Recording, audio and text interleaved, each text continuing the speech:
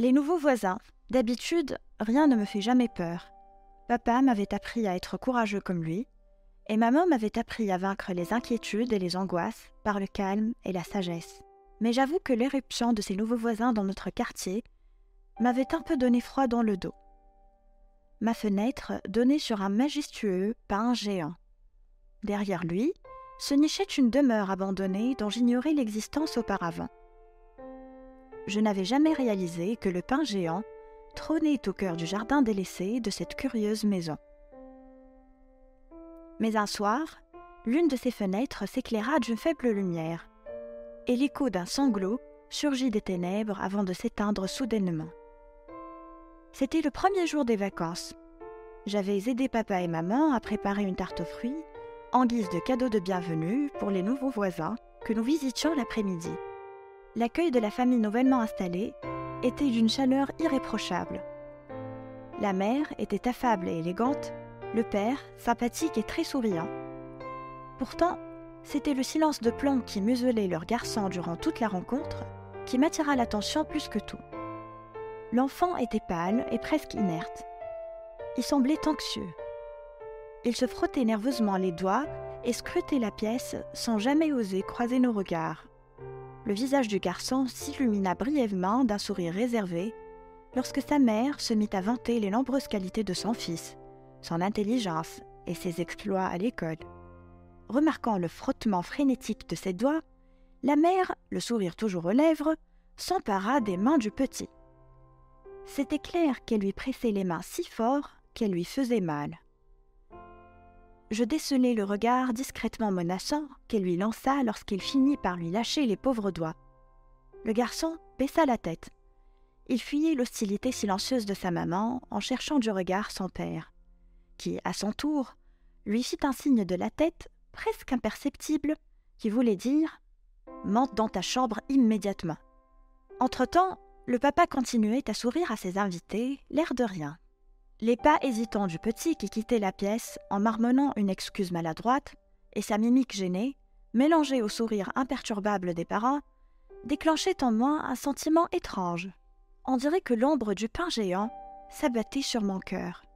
Une fois à la maison, je ne pouvais approuver l'admiration de mes parents à l'égard des nouveaux voisins. Je ne comprenais pas cette bonne impression qu'ils avaient d'eux, car l'ombre ne me quittait pas.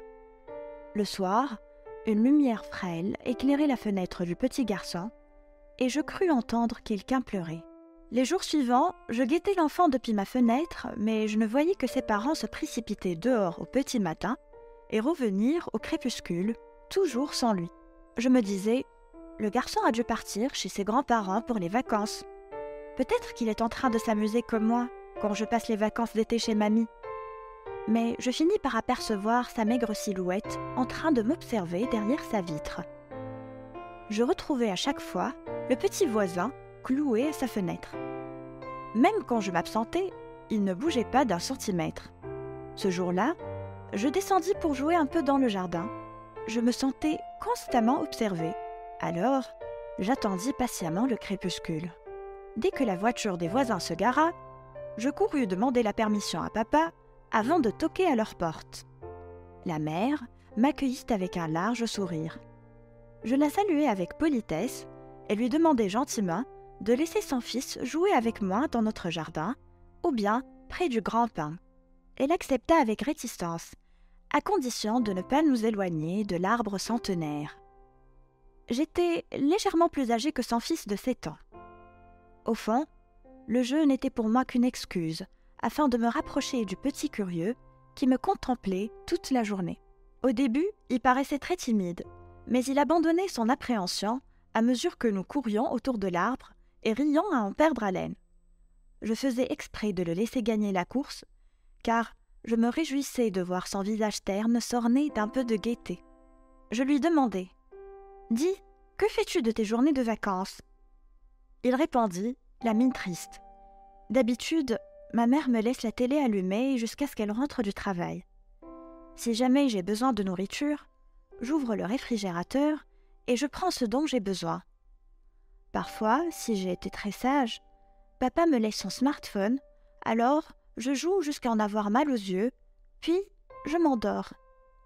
Mais les jours où je suis punie, je reste enfermée dans ma chambre et ne sors que pour les repas. C'est le cas de ces vacances. « Et pourquoi donc es-tu punie cette fois ?» demandai-je d'un ton choqué. « Oh, tu sais, un tas de petites bêtises. » Il feignait un rire gêné comme pour cacher une grosse boule dans la gorge. « Alors voyons. Une fois, j'ai cassé un verre par inattention. J'ai barbouillé ma chemise coûteuse de chocolat et j'ai aussi fait du bruit en mâchant. Je peux même être punie si je me plains trop de m'ennuyer tout seul toute la journée ou si je tente de cuire un œuf au plat quand j'en ai marre des repas froids. » Il me confia avec entrain qu'il avait appris des dizaines de recettes d'omelettes sur Internet et découvert plein de choses qui ne traversaient même pas l'esprit de ses parents. Mais tu sais, je me fais punir le plus souvent pour cette manie que j'ai de me frotter les doigts. Maman trouve que c'est un geste idiot qui trahit ma sottise et l'embarrasse devant les gens. Mais je ne suis pas imbécile comme elle dit. Moi, j'ai juste peur d'être punie et quand j'ai peur, je me frotte les doigts sans réfléchir. Et puis, tu sais, ça rend mes parents très en colère, continua-t-il. Il s'interrompit d'un coup, l'air craintif. Son père se tenait juste derrière moi. Il venait marquer la fin de la récréation. L'enfant le suivit donc à la maison en silence. Depuis, un très mauvais pressentiment me submergeait. Je révélai aussitôt toute l'histoire à mes parents. Ils n'avaient jamais été aussi furieux. Ils peinaient à croire qu'un enfant de son âge soit livré à lui-même toute la journée, les yeux rivés sur la télé ou le smartphone pendant des heures, sans la présence d'un adulte à ses côtés pour l'encadrer et prendre soin de lui, et qu'il soit par-dessus le marché, puni comme un grand. Maman, emportée, promettait d'aller en parler aux voisins le lendemain à la première heure pour sauver le pauvre enfant. Papa, quant à lui, était convaincu que le comportement des parents était à la fois inhumain et illégal et pouvait conduire à une vraie catastrophe à tout moment. Le lendemain, maman n'alla pas voir les voisins et le garçon ne m'observa pas depuis sa fenêtre comme à son habitude, car une fumée noire avait envahi les lieux, enveloppant même le pain colossal. Mon père courut pieds nus et défonça la porte en bois des voisins. Maman appela les secours et le quartier entier fut alerté. Papa ressortit enfin, l'enfant dans les bras. Le garçon était sain et sauf, mais paraissait dans les vapes. Maman l'enlaça tendrement lorsqu'ils gagnèrent l'ambulance. Alors, le petit écarquilla les yeux et balbutia « Pardon, maman, je voulais juste cuire une omelette. »